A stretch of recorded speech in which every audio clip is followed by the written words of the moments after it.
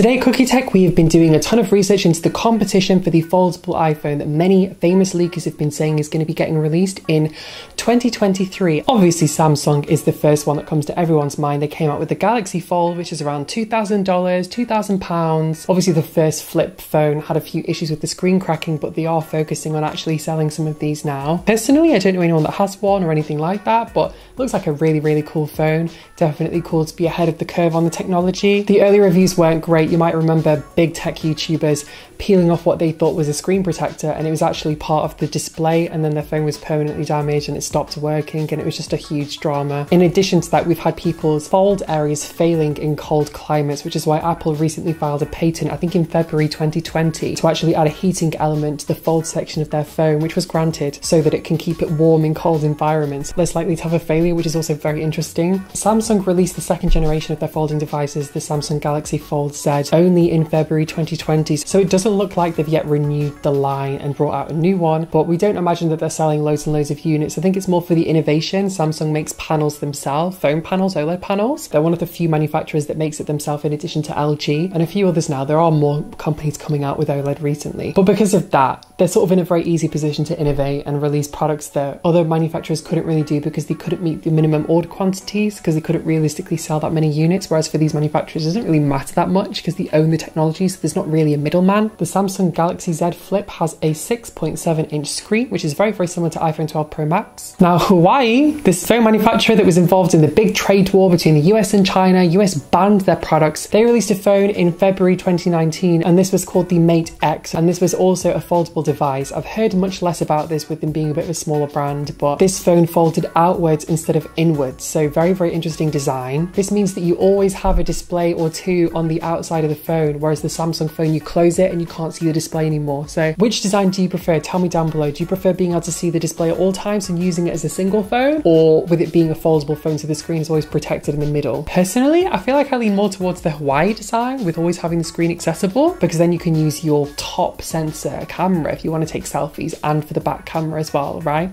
You almost don't even need to have front cameras and back cameras. You can have a completely seamless notchless display at the front and then just flip the camera over when you want to use the front camera to point towards you. This folded out to make an 8-inch screen. Now, obviously this is the main competition to Apple's product, which we are expecting to release in 2023 if they can perfect the manufacturing and the general technology, because Apple are not going to be one of these brands similar to Samsung that was willing to release a product and pioneer a technology and risk things going wrong, right? Obviously Samsung are not scared of these sorts of things. Their first phone had so many big issues that tech YouTubers called out, but they were still one of the first people to do it, so it was kind of cool in that respect. I think we gained a lot of people's respect for doing that. Motorola's Razr phone has also not fared well. We've had the exact same sorts of issues with this bendable glass technology. Is it just plastic? We need to research it, don't we? And the cracks occurring and stuff like that, so that's a bit controversial. With this in mind, in terms of the competitors and the issues that we've seen from Motorola Razr, Samsung Galaxy Z Flip and Huawei Mate X, it's most likely that Apple is going to hold off until they can perfect the technology. If they can perfect the technology before they release a foldable phone, I don't think they're going to be willing to release something that breaks. Anyway, I think my opinion and your opinion are the most important things here. Forget the reviewers. What do we think is going to happen here? I think pretty much my last statement. Maybe they'll do it, maybe they won't, but so far, I don't think they're really going to get into it until everyone else is doing it. I mean, they don't even have fast charging yet, and literally every single phone has that now.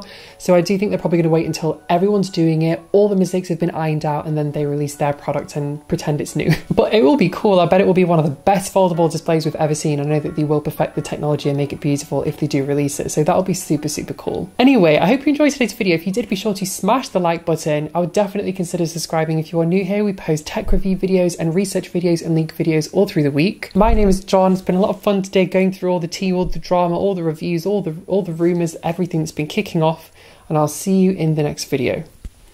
Bye.